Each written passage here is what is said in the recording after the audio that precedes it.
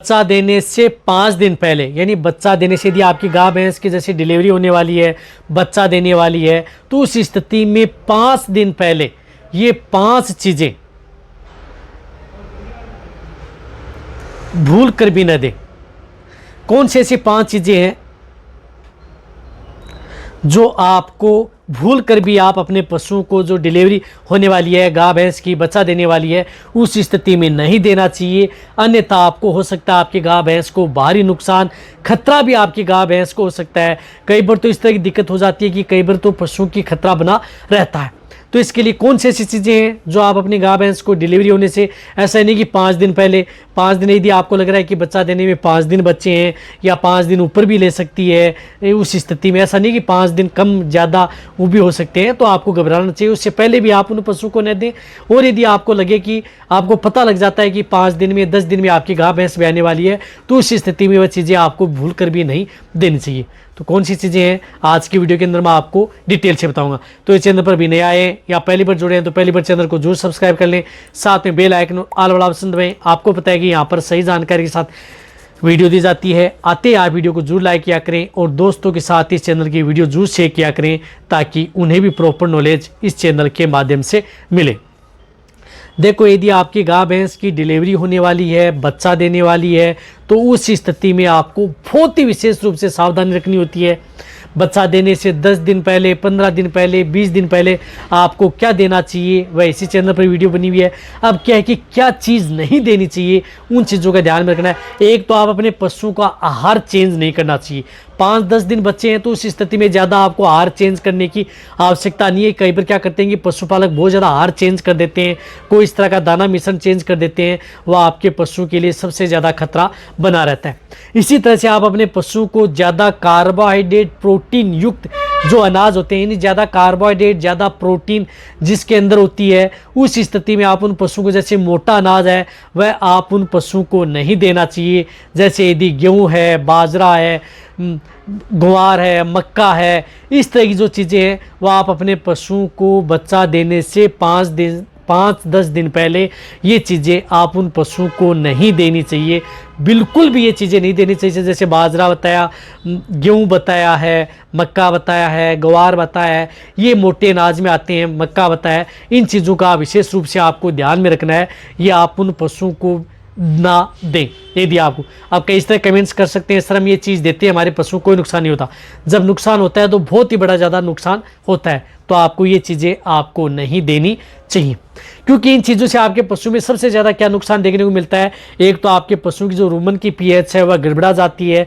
बच्चा देने से पहले यदि आप अपने पशु को ज़्यादा कार्बोहाइड्रेट, प्रोटीन युक्त ज़्यादा अनाज देते हैं, उससे आपके पशु की एक तो रूमन की पीएच कम भी हो सकती है, ज़्यादा भी हो सकती है।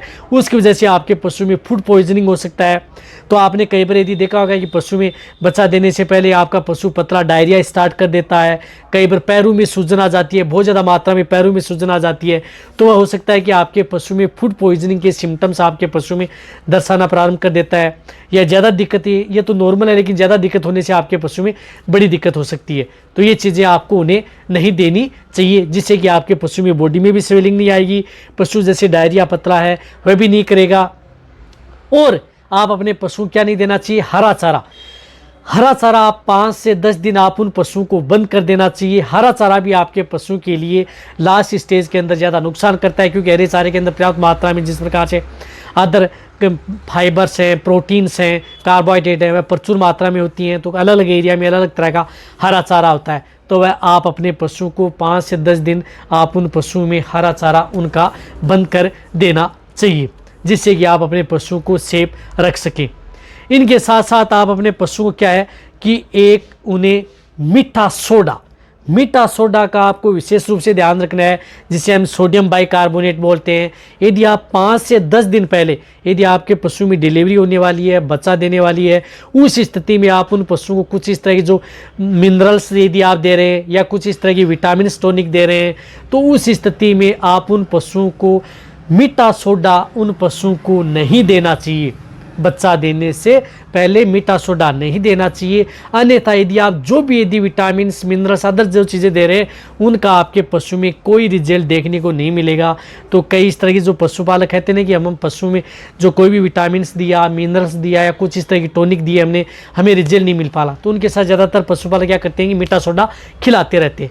तो आपको मीठा सोडा आपको नहीं देना है, क्योंकि आप अनाज ही नहीं दे रहे हैं, मोटा अनाज, तो उस स्थिति में आपको मीठा सोडा देने की ज़रूरत क्या है, क्योंकि रुमन की पीएच तो वैसे ही मेंटेन रहेगी और रुमन की पीएच कम भी नहीं रहेगी। तो मीठा सोडा भी आप उन पशु को नहीं देना है, इस बात का आपको जरूर ध्यान रखना है। इसी तरह से आपको एक जो मेन चीज़ें हैं वह ध्यान में रखना है, आप उन पशुओं को सड़ा गला चारा, अब सड़ा गला जो कई दिनों से फफूंद लगा हुआ चारा है या फंगस लगा हुआ चारा है, वह क्या करते हैं कि कई जो पशुपालक हैं उन पशुओं को ब्याने से पहले उन पशुओं को दे देते हैं, जिनकी वजह से आपके पशु में बहुत ज़्यादा दिक्कत होती है। वह चारा यदि आप उन पशुओं को दे देते हैं तो उन पशु में पॉइजनिंग की शिकायत है, डायरिया है, दस्त है, साथ साथ में बॉडी के अंदर वीकनेस है, कमजोरी है, और कई बार यदि आपके पशु में जैसे जेर का अटक जाना, नहीं आना, इस तरह की समस्या आपके पशु में देखने को मिलती है। तो सड़ा गला फफूंद लगा हुआ चारा आप उन पशुओं को भूल कर भी बच्चा देने से पहले आपको नहीं देना है, इस बात का आपको ध्यान में रखना है। यदि आप अपने पशुओं को यदि आप सेफ रखना चाहते हैं तो ये चीज़ें जो मैंने बताई हैं, ये 4-5 चीज़ें आप उन पशुओं को बच्चा देने से पहले आप उन पशुओं को भूल कर भी न दें। साथ साथ में आप अपने पशुओं को जिस प्रकार से कोई भी अनाज दाना या बाँट दाना यदि आप अपने पशु को दे रहे हैं वह ज़्यादा मात्रा में न दें, लिमिट मात्रा में आप अपने पशुओं को दें। यदि आप अच्छा रिजल्ट लेना चाहते हैं उनके जैसे खली का उपयोग कर सकते हैं, कोई भी जिस प्रकार से मिक्स खली है, सरसों की खल है, बिनोला की खल है, अदर जो खली है, मिक्स खली आती है, वह खली आप उनकी जगह आप उन पशुओं को दिया जा सकता है, जिससे कि आपके पशु में वीकनेस ना आए, कमजोरी ना आए, और जिस प्रकार से कई इस तरह की जो मल्टीविटामिन्स हैं, टॉनिक हैं या मिनरल्स हैं जो कि आपके पशु को ज़रूरत होती है, वह आप अपने पशु को दे सकते हैं। इसी तरह से यदि आप अपने पशु को बच्चा देने से पहले आप उन पशुओं को जो लिक्विड कैल्शियम आते हैं, जो कैल्शियम आता है लिक्विड कैल्शियम है, वह भी आप उन पशुओं को 10 दिन है, 5 दिन बच्चे हैं तो उस स्थिति में वह भी आप उन पशुओं को नहीं देना चाहिए, वह स्टार्ट नहीं करना चाहिए। अन्यथा आपके पशु में क्या होता है कि वह यदि आप पहले से आप स्टार्ट कर देते हैं तो डिलीवरी हुई, बच्चा दिया, तो उसके बाद में आपका पशु अचानक कैल्शियम तोड़ सकता है, तो वह कैल्शियम भी आप उन पशुओं को देने से पहले नहीं देना चाहिए। यदि आपका पशु ड्राई पीरियड में है, यदि आपका पशु दूध नहीं दे रहा है, आप उसे छोड़ चुके हैं, तो उस स्थिति में उन्हें कैल्शियम देने की भी जरूरत नहीं है। कैल्शियम तो उस तरह की स्थिति में दिया जाता है जैसे यदि आपके पशुओं की डिलीवरी होने वाली है, बच्चा देने वाला है, तो उस स्थिति में तुरंत उन पशुओं को दिया जाता है, पहले आप उन पशुओं को देने की कोई जरूरत नहीं है। तो ये जो मैंने आपको ये चीज़ें बताई हैं, ये 5 चीज़ें आप उन पशुओं को भूल कर भी न दें, अन्यथा आपके पशु में भारी नुकसान उठाना पड़ सकता है फायदे की बजाय। तो अब आप अच्छी तरह समझ गए, तो ये वीडियो जितना हो सकता है सभी पशुपालक डेयरी फार्मिंग वाले हैं उन सभी के साथ ये वीडियो शेयर करें, ताकि उन्हें भी प्रॉपर नॉलेज मिले कि क्या देना चाहिए, क्या करना चाहिए, ताकि वो अपने पशु को सेफ रख सकें। इसी तरह से वीडियो देखते रहें। थैंक्स, धन्यवाद।